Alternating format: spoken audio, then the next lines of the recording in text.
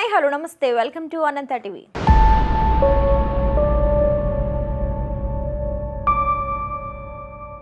అందితే జుట్టు అందకపోతే కాళ్ళు పట్టుకునే వైసీపీ రాజకీయానికి ఎమ్మెల్సీల రాజీనామాలు ప్రత్యేక ఉదాహరణగా కనిపిస్తున్నాయి.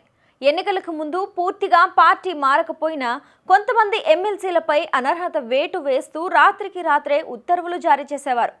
తమను అసలు వివరణ అడగకుండా తాము పార్టీ మారకపోయినా అనర్హత వేటు వేశారంటూ ఇద్దరు ఎమ్మెల్సీలు కోర్టుకు కూడా వెళ్లారు. ఎన్నికలైన తర్వాత ఇప్పుడు సీన్ మారిపోయింది. ముగ్గురు ఎమ్మెల్సీలు రాజీనామా లేఖలు ఇచ్చి నెల దాటిపోయింది. తమ రాజీనామాలు ఆమోదించాలని వారు మళ్లీ లేఖ రాయాల్సి వచ్చింది. కానీ నిర్ణయం మాత్రం తీసుకోలేదు.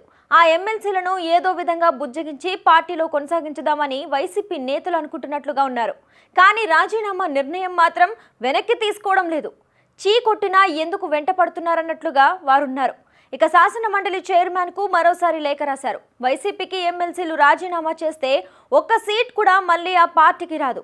అందుకే చాలా మంది ఎమ్మెల్సీలు రాజీనామా బాటలో ఉన్నారు. కానీ వారిని తమదైన బ్లాక్ మెయిలింగ్ వ్యూహాలతో ఆపాలని అనుకుంటున్నారు.